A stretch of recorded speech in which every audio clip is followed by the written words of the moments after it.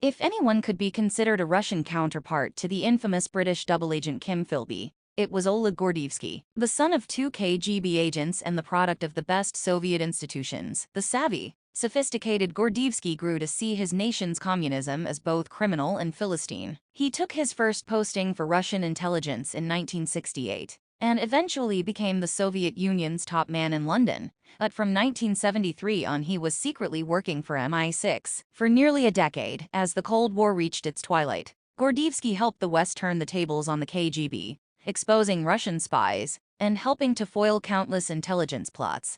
As the Soviet leadership grew increasingly paranoid at the United States' nuclear first strike capabilities and brought the world closer to the brink of war, desperate to keep the circle of trust close, MI6 never revealed Gordievsky's name to its counterparts in the CIA, which in turn grew obsessed with figuring out the identity of Britain's obviously top-level source. Their obsession ultimately doomed Gordievsky. The CIA officer assigned to identify him was none other than Aldrich James, the man who would become infamous for secretly spying for the Soviets, unfolding the delicious three-way gamesmanship between America, Britain, and the Soviet Union, and culminating in the gripping cinematic beat-by-beat of Gordievsky's nail-biting escape from Moscow in 1985. Ben Macintyre's latest may be his best yet. Like the greatest novels of John le Carre, it brings readers deep into a world of treachery and betrayal, where the lines bleed between the personal and the professional, and one man's hatred of communism had the power to change the future of nations. The Spy and the Traitor,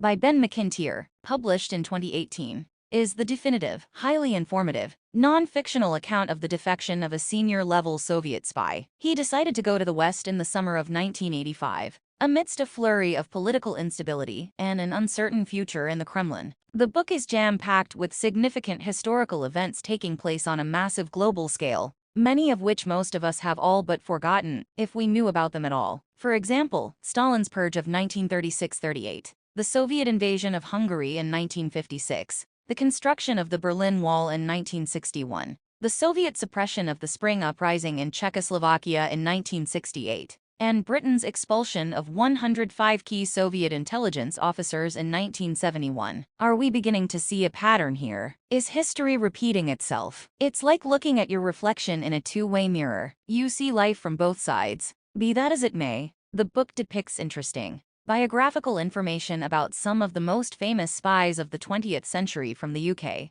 the US, and the USSR. An excellent selection of photographs is included, which represents a virtual who's who gallery in high resolution from the shadowy world of Cloak and Dagger. The book takes you on a virtual tour of the most conservative hotbeds of intrigue you can imagine from around the globe. Make no mistake about it, it's a no-holds-barred, kiss-and-tell book. You can hardly miss skimming the pages of this book if you're on a fact-finding mission concerning the secretive intelligence community operating with impunity in the 1960s to the 1990s. What formerly had been considered classified, closely guarded secrets, has suddenly come alive and become common knowledge. Shocking. I shiver at the mere thought of another Cold War. To think that all of these events actually transpired before the advent of superfast, high-volume storage, internet-accessible personal computers, thumb drives, and the foggy cloud of securely triple-encrypted data is mind-boggling. Where is Ed Snowden when you need him to reset a password? Most of all,